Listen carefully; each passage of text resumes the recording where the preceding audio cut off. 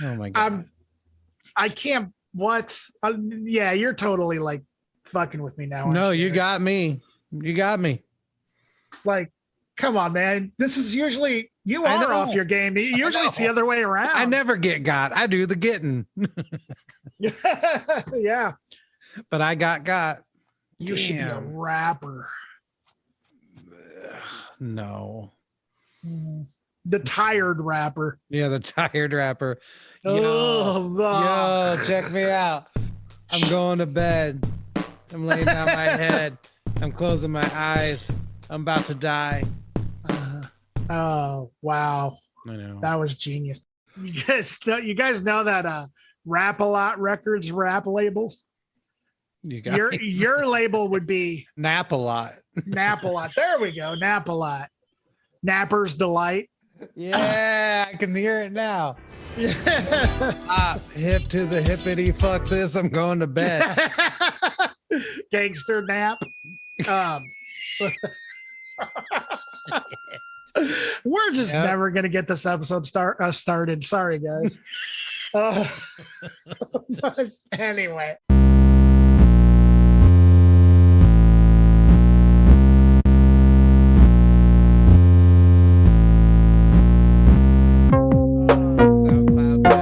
SoundCloud nap. Oh my gosh. Hack nap.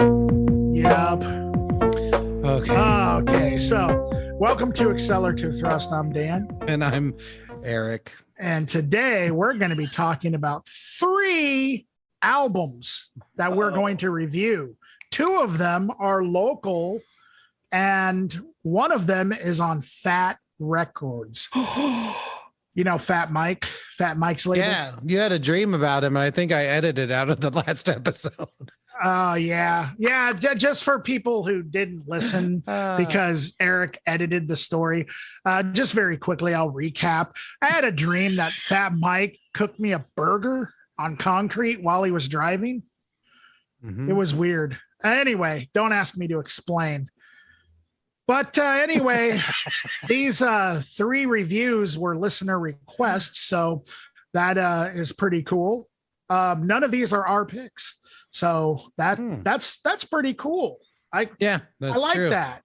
Yes, it's taken us a while to get to these, by the way. So you listeners who requested these, thank you very much for putting up with our delayness.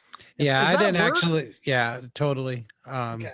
No, it's not. We just invented it. I didn't actually know I could check the messages on Facebook. So, and I thought that like somebody had responded, and this is literally what happened. I forgot that I even responded.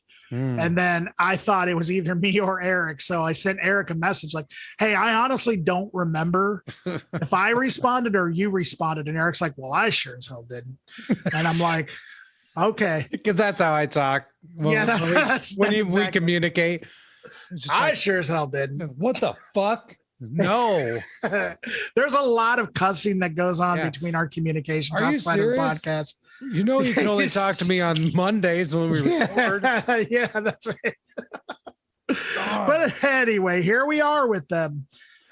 Just a reminder, we're on Transistor, Content Made Right, Spotify, Google, Amazon, and most places you can get your podcasts.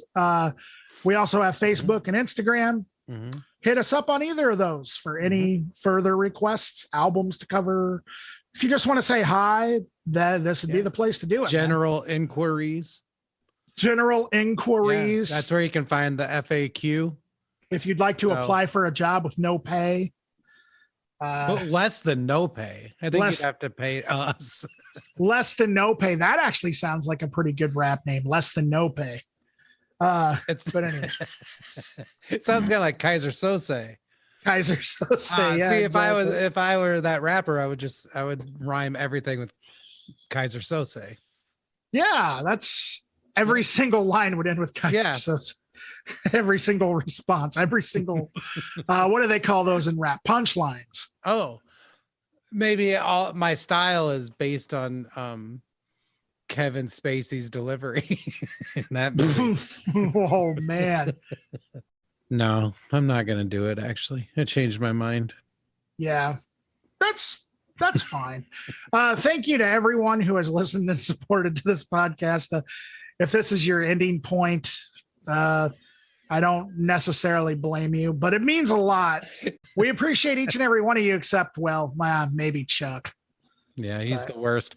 I did have someone ask me who Chuck was. And so I think I should, I know it sucks to even have to say his name, but, so anyway, if you're listening and we talk about Chuck, here's the deal. Chuck is our friend. We both know him from when we were younger, and he's a terrible monster. He's like the worst person in the world. The worst thing in the world. I don't even want to really call him a person. And so sometimes we talk about how terrible he is. So that's, if that comes up during the show, that's what's happening, is we feel we need to expose him for the terrible presence that he is in our world. Mostly as a warning, Yeah, there's a lot of them out there. Yeah. There are more monsters out there besides Chuck, though. There's a guy named Gene. Yeah. His last name is Simmons. Oh, that sounds bad. Yeah, it's really bad. He's a demon. Oh, that demon. Yeah, I know. Yeah, spits out blood and plays bass. And talks about how he didn't realize that the Smashing Pumpkins had a keyboardist after he died of a heroin overdose. Oh, wow. And also, at one time, he said that rock music was dead. Rap stars are the bigger rock stars now. Okay. I kind of agree with that, actually. Yeah, that's all right. I would say that's not inaccurate, but no, it's at least anyway closer to the truth than Sting saying that he's a heavy metal. Yeah. That's a lie. That's an out and out lie. All right, we don't need to go into that though. No, we don't, because what did this this get you all worked up? So this demon, went up and he tipped an angel known as Dave Grohl $1 on stage. So the demons and angels are getting along now, ladies and gentlemen. Wow. Yeah. I don't know. This has been I am going to say this. It's been at least for me, it's been a pretty slow, bizarre music news week. I haven't really found much of anything. Okay. But what happened basically was Foo Fighters were doing a cover of Calling Dr. Love by Kiss. And then he just said, well, hey, Gene Simmons is here. And then Gene Simmons came on stage with a mask and everything, and then tipped him $1. Are you sure he wasn't unmasked? No, I guess that he was, I see what you did there. Yeah. I heard that's a really bad album. I've never heard it. I've never heard it either. Yeah. But anyway. Yeah. Why he tipped the $1? No. All it says is it was a bizarre moment, but a humorous one. And this is from Metal Sucks. I find myself wondering if there's some kind of background to the joke. Regardless, the exchange was captured on fan filmed video. Interesting. I don't know. I wonder. Maybe Gene Simmons earned a bunch of royalties from them covering the song. And so he wanted to give Dave a little bit of the royalties. Yeah, he's like, this is the start of it. Yeah. When those big Spotify checks start coming, I'll send you some money. The other piece of news that I got here, it's Christmas time. Not in Hollis, Queens, but in Nichols, Iowa for me. Oh, wow. Yeah. We don't celebrate Christmas in Iowa City. Yeah. Iowa City's a very, what do they call that? A secular. Secular city. Secular city. Oh, I would have loved that. No, we won the war on Christmas. Yep. It's over here in Johnson County. They're battling against Crimbus. No displays there. Nope. None of that. No festival of trees in the IC. So anyway, Big Dumb Face, the project headed by, shall I say it, Limp Bizkit, guitarist Wes Borland. Yeah. is now streaming its new Christmas album called Christmas in the Cave of Dagoth. So I don't know if those of you who are, not fans of Limp Bizkit, I don't know, man. If you're into like, if you wanted to know what Ween would sound like in collaboration with like Rob Zombie, that's basically how I would describe Big Dumb Face. Yeah. It's pretty cool. Did you have you listened to Big Dumb Face at all? I listened to that one record. Duke Lion Fights the Terror. Yeah, that one. Way back in like 2001. Something like that, or 2002. Yeah. They had another one that came out not that long ago, and I listened to it. It wasn't as good as that one, but I really enjoyed Duke Lion Fights the Terror. Yeah, but no, I haven't listened to the Christmas themed one. Yeah, I mean it's pretty good. Some would say it's better than Limp Bizkit. Wow. I mean, wow. I don't even know how to respond to that because I've never heard Limp Bizkit. Right? Yeah. If you could tell me anything was better or worse than Limp Bizkit, and I would just have to take your word for it. Yeah, you have no reference point. It'd be like if somebody said something is better than New Order or worse than New Order. Like, I know of New Order. I've heard Blue Monday. I've heard Bizarre Love Triangle, but I've never sat down and listened to a New Order record. Yeah. So I love New Order. And, I don't know if someone said Limp Bizkit's better than New Order, I guess I'd have to say, yeah, maybe. You probably, I mean, even if you hadn't heard Limp Bizkit, it probably would be safe knowing your taste in music that, yes, you would probably find it automatically. In fact, I would guess that more people have Limp Bizkit CDs than New Order CDs. Probably, but that's the record industry in 1998's fault. Anyway, oh man, I love biscuits though. Yeah, I like a good biscuit. Oh man, I like to grab them in the biscuits. Yeah, grab the Limp Biscuits. Oh man. Okay. I got nothing either. My brain just is toast. I don't know what to do about it. I want to be here and I want to be present and have fun, but my brain is dead. No, I'm gonna listen back to this and be like, we don't even have a half an hour of material. Yeah, no, that's kind of where it's heading. So that was all of our reviews for the day. All right, let's get to some reviews. If anyone is listening, they're not listening for this bullshit. They're listening for reviews. I don't know about that. I've had people tell me they like the bullshit. Do you trust these people? Well, one of them was your wife who told you. So hell no is the answer to that. Okay, all right. Fair enough.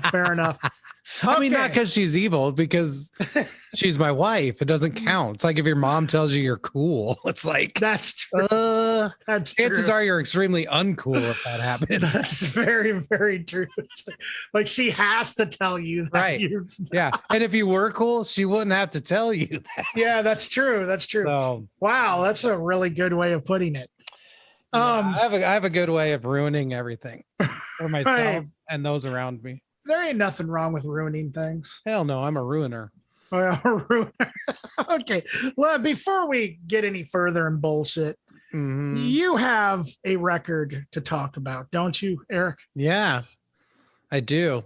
So, kind of back to us not really checking the messages. One person that reached out to us was my friend Kelly. Kelly and I used to work together for a number of years. We were real close at that time, and then we've sort of grown apart after I left that job. But we still like each other, and we need to hang out again someday soon. But anyway, Kelly reached out and said, hey, you got to listen to this band, Get Dead. Dan actually asked him, like, well, which record should we listen to? And Kelly said, just about anything's fine. And so we went with the newest one. It's called Dancing with the Curse. Came out in 2020. So I don't know a lot about Get Dead. They are on Fat Records and they've been around for a little while. since about 2007, I guess. California punk rock. Yeah, so I'll start with kind of what I took away from this record, and then I'll talk a little bit about something else. So this record, Dancing with the Curse, is really good, really fun, a lot of energy. There's elements of pop punk, ska punk, and not just ska like Goldfinger type ska, but maybe even like Voodoo Glow Skulls or something even faster. I heard elements of Rancid, Common Rider, US Bombs, Fucked Up, maybe a little bit of Catch 22 even, vocally. Just very Hellcat Records kind of feel to all of it. And it was super good. I loved the songs. I loved everything about it. But I kept getting this sense of like, wow, this seems really polished for what I thought my friend Kelly was really into. Because he, for the most part, I should say Kelly was also in a couple bands in the Cedar Rapids area, Sadistic Kids and Epileptic Cheetah. And so he's pretty well versed in punk rock and everything. And mostly what I knew him as listening to was more like maybe like crusty folk kind of punk rock, you know? And so, yeah, I thought this was a little polished. So I looked kind of back through the other records and realized that as this project has gone on, they have gotten way more polished, way more, I don't want to say poppy because it's like pop punk in anyway, but it's like other elements have found their way into it, you know, like there's even a couple like disco beats, kind of like a like indie rock Killers kind of stuff, you know, has worked its way into this newest record. But when I did listen through the older stuff, very much sounds like the Pogues or Tossers, Flogging Molly, Against Me, more of an acoustic crust folk kind of thing. And I actually enjoyed that a lot too. I would say that if you like any of that stuff, go ahead and listen through the whole discography, because it sounds like to me that you're going to find something in there, you know, not even in eras, but record to record, you're going to find things within it that you like. I mean, if you are a fan of those things, like especially Rancid and Common Rider, I think it's very much in that vein. And then, like I said, a little bit like Fucked Up, things that are a little faster maybe. But yeah, I really enjoyed it. It's not something that I probably would have landed on myself. So I'm glad that Kelly brought it up. And I'm always looking for punk rock that's fun. Like I need some upbeat music in my life. I mean, if you listen to this show, you know, 7/8 of everything I pick is just unlistenable crybaby nonsense. And so to have someone just have a fun, upbeat song, slightly political, can get your blood boiling a little bit. I like all that. So yeah, I thought it was a lot of fun. What do you think, Dan? Well, first of all, before I get into the review of the record, so I found out that I actually kind of know who Kelly is. Oh, okay, cool. The band Sadistic Kids. My hardcore band from a long time ago, Girls of Comanche, played with them several times. So nice. So that's the first thing. The second thing is that I watched the Fat Records documentary. The story of how Get Dead got signed to Fat Records is funny as hell. Apparently, Fat Mike was kind of a little hesitant on signing them. And I guess like he was like driving home from, I don't know if it was like a party or maybe it was a show that Get Dead were playing, and he started to feel a little weird, and then he found out that they dosed him with acid. Wow. And so Fat Mike, when he came to and he found out that that was the situation, he was like, okay, that's it, I'm gonna sign these guys. Like he was just that like, could have gone either way. if they have the balls to do that, I mean, wow, that's what got Get Dead signed to Fat Records apparently. Wow. So anyway, just a little side note. That's hilarious. By the way, whether or not you're a fan of Fat Records, that is an excellent documentary. And there's a lot of insight on that documentary, I think, about the right way and the wrong way to run a record label. And it also, the other thing that's great about it is it came out recently. So it touches on some of the issues of being an indie label now, instead of, it's not just like stuck in time. And honestly, I've said it before, I'm barely a NoFX fan, but I actually gained a lot more respect for Fat Mike after watching that documentary. Cool. So even if you're not a fan of NoFX or Fat Records, I'm a fan of a few Fat Records bands. Like Against Me was on that label. But anyway, so I strongly recommend that documentary. But okay, aside from all of that, this record is also, I agree with everything Erik said. It's really good. I think it's just really great punk rock done really well. There's a few styles that are on it. I definitely hear, like, when you were talking about the ska element, I kind of heard some of the more rugged ska, like you mentioned Rancid. I hear elements of that, but also like Leftover Crack. Yeah. Also, the Broadways and Lawrence Arms. Some of the stuff kind of reminded me of that stuff. And Jawbreaker, Gotcha. Suicide Machines was another one. But then there were a couple of moments that almost put me in mind of like early Replacements, like in Husker Du in a way. Sure. It's really, really good stuff, man. There's not really much more I can add to it other than I really enjoyed it. I totally see where you're coming from with the polished sounds.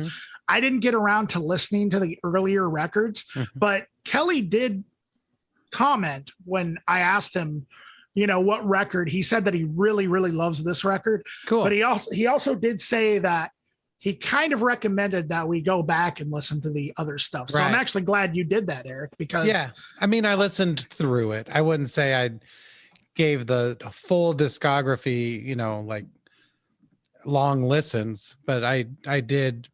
I listened through it all enough to get a sense of how it got from where it started to where it is. So sure. So all those bands blended with ska, hardcore, reggae, even a little bit of hip hop is on there. Like the beginning is kind of this sort of almost bizarre intro where he's like rapping.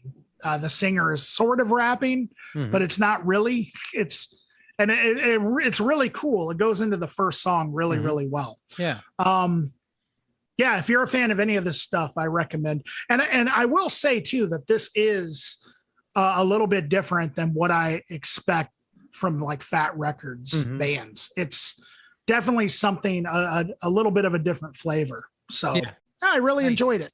Okay, so the next record we're going to talk about here is from this project, and I'm not sure if this is like kind of a one-off project or if like a one-off collaboration, or if this is going to be a project that's going to continue putting out records. Maybe they've put out other records. I'm not really sure. It's called All the World is Kayfabe. And the name of this album is Working on Working Myself into a Shoot. It is a collaboration between the Quad Cities MC Errol Hem and then another rapper or a producer, or maybe both, named CK Pitts or CKPITS. And I think he also goes by the name Trey, and he's from Atlanta. That's the best I can do. If I'm getting any of this wrong, again, feel free to correct me. But Errol Hem is based in the Quad Cities, while the other person, CK Pitts, is from Atlanta. At least that's what I gather. So this would definitely be considered local. I'm not sure what part of the Quad Cities. I think it's like Rock Island maybe, but anyway. So what this record is a concept record. It's a meta wrestling themed alt rap record. And kayfabe is defined as the fact or conviction or convention of presenting stage performances as genuine or authentic. Mhm. So wrestling. I do not know anything about wrestling. Mhm. I have friends that are fanatical about it. Mhm. Wrestling is a huge thing, and somehow it's gained a lot of popularity in recent years. Surprisingly, with people my age, Mhm. but I know nothing about it. So I apologize. I did not really pick up on any references. I'm sure that there's references all over this, but I did not pick up on any. I'm not sure if that's if it, about you, Eric. I don't know what your history with wrestling is, but I will say that I absolutely love this record. Mhm. It I enjoyed it from beginning to end. So it's very interesting hip hop. That's, I mean, the best description flat out that I can come up with. The first and last tracks are almost like these ambient sort of, I don't know, Brian Eno noisy sort of inspired electronic pieces. But then in between, uh, save for a couple of interludes, it's just straight up hip hop. It's a very colorful kind of style of rap music. At times, I would say it reminds me like the lyrics, or not even the lyrics, just the sound of the MCs at times. Upon first impression, reminded me a lot of maybe something like MC Paul Barman or MC Front a Lot. So, like, kind of the nerdcore rap, which really makes a lot of sense considering that I would assume they're probably nerding out on a lot of wrestling stuff here. But also, as the record goes on, there's a lot more stuff that kind of starts happening. The production on this thing, I really like a lot of the beats.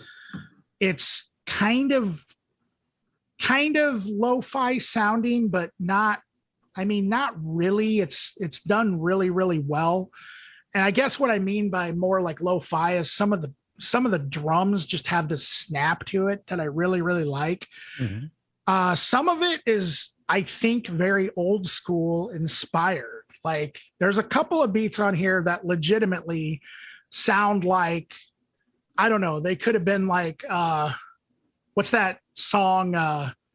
It Takes Two to Make It Things All. Rob Bass. Rob Bass. Like, there's a couple of Mhm. like beats that I legitimately thought, well, this is putting me in that kind of mood, like almost like this weird sort of like, I don't know, dusty sounding, party rap, I guess, for lack of a Mhm. better way to put it. But there's really just like a lot of special guests all over this thing, and they each just have their own thing. It's almost like an assortment of like MCs that each have like their own personalities and things like that. It's really fantastic. Some of it I really would compare it to like Milo, or his name now is Rap Ferreira. I hear some of the Open Mike Eagle like type stuff, or Project Blowed, like some of the more experimental kind of just art rap, like artsy rap sort of. Mhm. Some of the anti-con type stuff like Cloud Dead or Deep Puddle Dynamics. But then I also hear a lot of like I said, on some tracks, I hear like kind of like an ode to like old school, like, something that is kind of maybe putting me in mind of like 80s, but not quite there, like updated version of that or something. It's futuristic, but nostalgic in the same breath, if that makes any sense. I don't know why this is giving me that sort of feel. The beats are very sick, very synth heavy at times. The drums just sound great. I wouldn't necessarily say that the record in and of itself is constantly experimental, but I mean, at the same time, there is definitely some things going on in the production that I've never really heard before on a hip hop record. There's just not really much more I can really say, but I mean, really, really well done, guys. Some more self-produced indie hip hop from the Quad Cities. This is really good stuff. If you're into any of this stuff that I described, I would strongly recommend checking it out. And if you're curious about what's going on hip hop wise in the Quad Cities, definitely check this out. Check out OBS. Check out whatever you can. What did you think of this, Erik? Yeah, the production here for me, it was the star of the show. Mm-hmm. And I think that's because when I do listen to electronic music, a lot of times it's because it's electronic music, because it sounds like this, and so I'm a little more well versed in that maybe than hip hop. So Sure. I did enjoy the rapping on it. I loved all the different styles, and there are endless amounts of styles on here. I feel like there was one guy that showed up a lot more, and maybe that's the guy. I don't know. It was hard for me to figure out who was rapping on everything. Same here. There's nothing wrong with that. It made it more like a producer spotlight mixtape or something. Exactly. And that's awesome. That's fine. There was one guy that sort of had a delivery and a vocal sound like Violent J, maybe like a really gruff sound. And that's not to say that this is anything like ICP, just the sound of the voice I heard a lot. But yeah, there are all kinds of people. There's people that sound like Busta Rhymes, people that sound like newscasters. I don't know. Everything, all the rapping is really cool. It keeps it beyond interesting. Like I think you're surprised every song by what you're hearing out of the rapping. But as far as the production, when it starts out with like essentially a power electronics track. It really is. I mean, it is just distorted screaming and noise. And then all of a sudden that kind of bleeds into like comparatively a really normal sounding hip hop song. And you're just like, what the hell just happened? Yeah. And as you move through it, there's elements of cloud rap. There's elements of just real drippy kind of stuff. And like, really like tobacco slash Black Moth Super Rainbow level synth on a lot of things. The vocoding that happens. Yep. It's all really, really cool, really amazing stuff. And to hear it all on the same record is really cool. And to hear it with so many different people rapping over it is super cool. The thing about the kayfabe element of this, I didn't know what that term meant either until I looked it up. I did realize it was about wrestling on some level because there was a track called the Hardly Boys, kind of like the Hardy Boys. And like even in the song titles, they reference a lot of wrestling stuff. In the rapping itself, though, I didn't hear a lot of that. I mean, I remember one thing about John Cena, maybe. Like it doesn't seem to be just chock full of wrestling references to me. Yeah. But then again, I mean, they might. I haven't watched wrestling since they tried to bring Kane back, and everyone laughed at him, and I was just like, Kane was the only guy I liked. So see, I don't even know who that is. He had like the red face. He was like the kind of like Hellspawn brother of the Undertaker. Okay.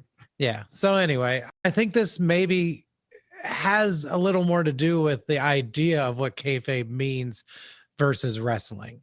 That's kind of what I was thinking. Because it is like the idea of something being understood as fake. There's a suspension of disbelief, and so I think that's what they're saying is like the whole world is that. Like we're all living under that guise. That's exactly the first thing that kind of came to mind, that I was thinking, like, I wonder if what they were kind of getting at was, you ever heard that expression, the world's a stage? Yeah, I just think with the phrasing, all the world is kayfabe and all the world is a stage, it's pretty much the same. So sure. Yeah, but I loved it. I want to go back and listen to it more. I think it deserves a little more of a listen than I gave it. So yeah, I agree 100%. Also, Errol Hem has done a lot of solo work and stuff like that. I really want to go back and kind of discover him Yeah. a little bit more. So Nice. But yeah, I hope that this can happen live in the future at some point, or even if they just have more stuff come out, I'd be into it. So absolutely. yeah. Absolutely. Our last thing that we're going to talk about, the group is called Moscow Puzzles. Their tape that we reviewed is called An Experimental Arrangement of Rabbits. These guys are from Iowa City. It's Tobin Hoover and Tony Andrus. Yeah, so Moscow Puzzles, I would pretty squarely feel that I had to put this into the category of post rock, but I don't think that description fits perfectly. It's a drum and guitar duo. But yeah, the songs are really great, long, really pretty long. This is an EP, 4 tracks, but I think it comes in at 25, 26 minutes. So pretty long pieces. It sounds to me like, for the most part, with the guitar, they're building loops as the song goes on and adding to it, and the drums playing along with it. And I think that's why it can't fit squarely into any of the genres I might mention while I'm talking about it, because you do have that sort of rigidity to the whole thing where a sample just repeats. It doesn't move or change or flow or evolve. It doesn't mean you can't do that within a song using loops. And these guys do that quite well. It just means that it doesn't have the same feel as something jammy or fully improvisational. It's more rigid than that, which kind of makes me feel like it has a bit of no wave element to the whole thing too, kind of like Tuxedo Moon or Section 25 or something like that, maybe, because it has that kind of sterility to it. It's just kind of cold, but that doesn't mean that it doesn't move and have a lot of feeling. It just, like I said, it just means it doesn't move the same way. But because of that, yeah, I think it's definitely somewhere between post rock and no wave, and it is a little jammy. Like, it's a little like Fugazi, I think, at moments. Also a little bit like Mogwai in the way that things grow and whatever.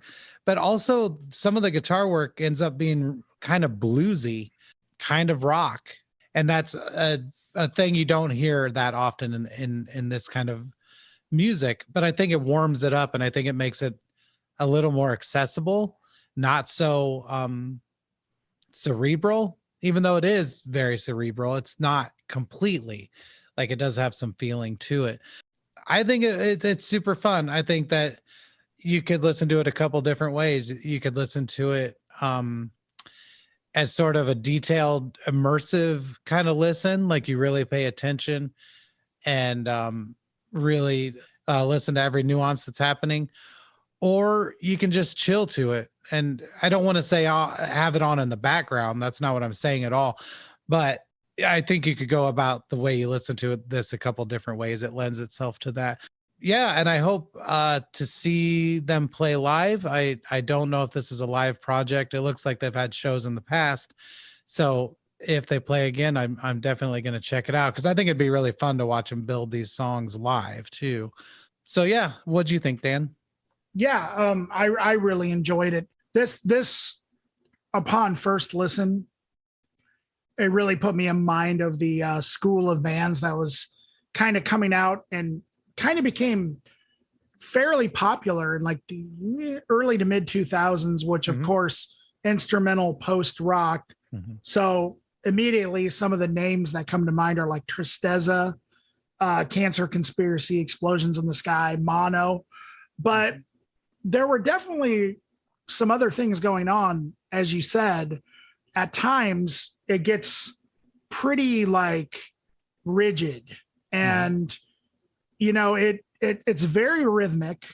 And I see what you're saying about the loops, because the way that, like, I almost kind of thought it almost, if this makes any sense, there was like a rhythmic repetition to like a main riff, but then they kind of kept overlapping with these other things that are happening, creating these layers at times. Yeah. Which I thought was really, really cool. And that's, that kind of happens a lot in this style of music. This is going to sound kind of bizarre, but I almost think like in metal, a band that kind of does that is like Meshuggah, or something like that when it comes to the repetitiveness sort of, which is not a bad thing at all. Like you said, it's kind of jammy, but there's a lot of layers, and it was really interesting to hear where they were going with these songs. I want to point out that the end of A Crime Story was particularly interesting and awesome. Yeah. Because it all of the sudden, just out of nowhere, seemingly goes into this really fuzzy, noisy, distorted, almost like drone. And the song just kind of abruptly ends. Yeah. And it's just, that's where I definitely can hear like some of the, like you were saying, the Fugazi elements or like the no wave elements. There was also another track. I think it was actually the next track where they kind of did that in the middle of the song for a little bit longer of a time. And it just added so much like to the listening experience at that point in the record. Yeah, some really great guitar tone going on here. Really enjoyed it. I love the way that everything just kind of came together. And yeah, it sounded like a couple of guys just kind of having fun playing like this kind of music and experimenting with what they can with effects and things like that. And this sort of instrumental post rock always intrigues me whenever I hear it. Yeah, really, really good stuff. Yeah. I love the time signature on the last song too. Coordinato. It's one of those moments where you can sort of feel that someone made a loop and then the drummer sort of adhered to this almost forced off timeness. And it just, I really like that. I love it when it's when a beat doesn't seem to make sense, but it's going, and you're just kind of like, I guess that's the beat, and you just have to find your way into it. And I think that's awesome. So it was definitely really good. And it sounded to me like an experimental arrangement of Rabbits. I think that's a fitting title for this. Yeah. Have you ever heard the Cancer Conspiracy before? No, Erik? I haven't. It's good stuff. That is in my opinion, one of the great lost instrumental post-rock bands from that era. Do they have a lot of stuff? I don't think so. I think they only had a couple of records. And to be honest with you, I'm going to have to look it up. Well, I'll look around and check it out. To me, that was like probably my favorite band that did that style, actually. Nice. Should I talk about the upcoming shows? Well, yeah, man. I mean, considering we just talked about 2 local acts. All right. Let's talk about some local shows. Let's get into it then. Okay. So tonight, Thursday, the 16th, Good Morning Midnight, TV Cop, Abandon Sea from KC, and Nerver from somewhere else in Missouri. That's going to be happening at Gabe's Oasis in Iowa City. All right. Cool. So then we have quite a few things on Friday. And some of these things, I don't necessarily know who they are or what they play, but I've done my research and they are local and they sound cool to me. So first things first, Seth Chloe and the Silver Liners with Red Coat and Juno Kaplan. That's at Lefty's Live Music in Des Moines. Then this is at Proof Social, which is Muscatine. That's a Muscatine. All right. I was like, that sounds very familiar, oddly. Eugene Levy, Cross the Line release party. So wow. I think that'll be cool. I'm sure there will be other groups playing, but I don't have that info. I don't even know where I got this info from. But yeah, that'll be a thing to do in Muscatine. That's pretty cool. Cool. Then we have Anthony Warden and the Illiterati, Spectre Poetics, Wave Cage, and that's going to be at Gabe's in Iowa City. This is all Friday still, guys. Friday the 17th. This is at the Gas Lamp in Des Moines. It's Hookshot, The Slow Retreat, Nubby, and Three Finger Betty. Then we have the New Bodies, Look at Me, The Haunted Hallows, and Danny Wolf. That one is at Lefty's Live Music in Des Moines. And then a show, this is still Friday, the 17th. This is a show I would really like to make it to. And maybe I will, but maybe not because Fridays are hard.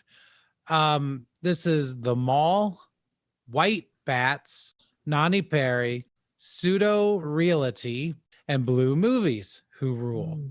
And that's at the Noise Bar in Davenport, which I wanted to check out in forever. I've wanted to check it out. So that sounds like an awesome show right there. Yeah, I know. It also lists the venue as Bootleg Hill Honey Meads. So I don't know what that is, if it's the same thing as Noise Bar or if, I don't know, the Meadery / Noise Bar. So with all that information, you should be able to find the show. But yeah, I would really love to go to that. But who knows? So that's all on Friday. Now on Saturday, I'm only telling you about this because I think it's interesting. At the Raccoon Motel, which is in the Quad Cities, it just says mystery show. And it says mystery show, special guests being flown in from LA for one special night. You won't want to miss it. Wow. Yeah, I know. So that's why not? Yeah. It sounds kind of cool. And then we have Sorted, Non Grata, Life in the Fire, and that is at the Gas Lamp in Des Moines. And then let's see, we'll keep moving along. Okay, for all of our wrestling fans out there, which I guess we have some, this is Jeff Hardy, who's one of the Hardley boys from the song. Wow. He's doing an acoustic set in Des Moines at XBK Live. And that is Sunday the 19th. I don't have any more info than that. Now, is that really the same wrestler? Like, it absolutely is. Yeah. Wow. I think he's in town for a wrestling thing, but he's also doing this performance. Wow. Yeah. So if you want to see acoustic performance by Jeff Hardy, then I guess you better go there. That's cool. Yeah. And then Wednesday, the 22nd, we have Rat Boys with Penny Peach. And that's at the Raccoon Motel as well. And then also that night, we have Sioux City Pete. It doesn't say Sioux City Pete and the Beggars, just Sioux City Pete. So I don't know if that's a solo show or what. But anyways, if you haven't seen Sioux City Pete, that's hard to say, then you should see him. And then Peter's 1914, Tough Ghost, and Heavy Gratitude. And that's going to be at the Gas Lamp as well. So that's a heck of a lot of shows. That is quite a few shows. And you know what? I just now thought of something. Do you remember when Billy Corgan bought a wrestling team in Chicago? I did hear about him owning wrestlers or something.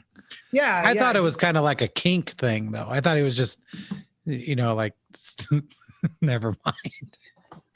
Never mind. The album by Nirvana? Kink thing? No. Yeah. Kink thing. That's my favorite Nirvana record. I'm sure that Kurt Cobain liked the Kinks. I mean, like, so. Oh, yeah, I guess that's true. Yeah. No, I meant like that's Billy Corgan's thing, owning giant muscle men. Yeah. He might be. I don't know. I get Well, it. no, you said never mind. So I was like, never the Nirvana mind. record. Yes, I see. The one that's getting sued. by Like, that big muscle man, muscle somebody baby. suing Billy Corgan's Muscle Men are suing Nevermind, the album. Jesus Christ. Oh my gosh. But I gotta say though, man, yes. I was listening, or I recently came across an old performance of Smashing Pumpkins during the tour that I saw them at, the Melancholy tour. Yeah. And dude, I forgot how freaking awesome that song XYU is. Do you know, were you ever a Pumpkins fan? I was not crazy, but I really liked them a lot. Okay. Yeah. Well, dude, somebody in the comments made this, I think, one of the most accurate statements ever. And that is Smashing Pumpkins are the heaviest non-metal band of the 90s. Just like that song in particular, and a few other songs off Melancholy were borderline metal songs. I mean, just in there, and it's just crazy. So makes sense that Corgan was a wrestling fan. Yeah. I really like the Smashing Pumpkins. They really good. I know that there was a time when that wasn't cool or whatever, but I don't care. I don't care either. I mean, there is a point I stopped listening. I got to be honest. It was pretty much Melancholy. But that and everything before, phenomenal. Oh yeah, fantastic. Yeah. Gish, Siamese Dream. Oh man. Oh baby. Oh, that's the stuff. Those muscle men are coming through. Oh man. You started it, Eric. I know. I was just thinking, like, that's my kink. I want to smash with the Smashing Pumpkins. I can imagine a group of muscle men carrying Billy Corgan on their shoulders like an emperor. I bet that's happened. I bet it's happened. He's got to have the shaved head with the zero shirt. Oh, like yeah. It just doesn't work any other way. And then like maybe just like I don't even know, like a toga over his zero shirt. Yeah. There you go. Yeah. What an image. Oh my gosh. Yeah. I'm surprised he didn't think of that already for like a photo shoot. Yeah. Well, crazy. What we learned from this episode is Billy Corgan likes muscle men. Sure. And we learned what kayfabe means. Yeah. Well, what else did we learn? Very little. If anything. I mean, man, I'm sorry, guys. I feel legit bad about about my performance. No, this isn't a performance. This is just me talking. You sound like all the world is kayfabe. You really is.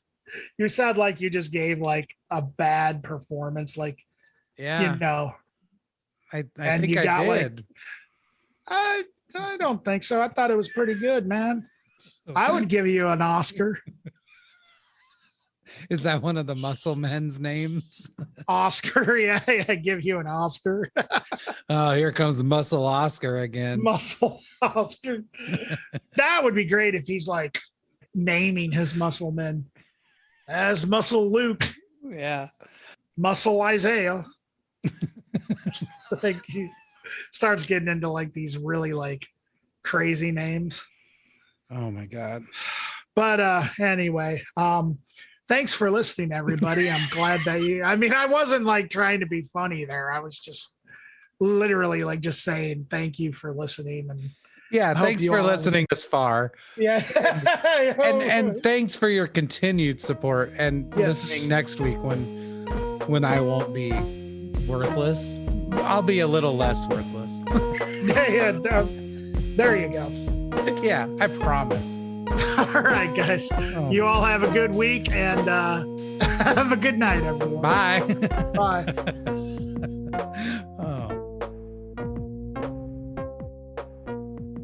I I want to be here and I want to be present and have fun, but my brain is dead.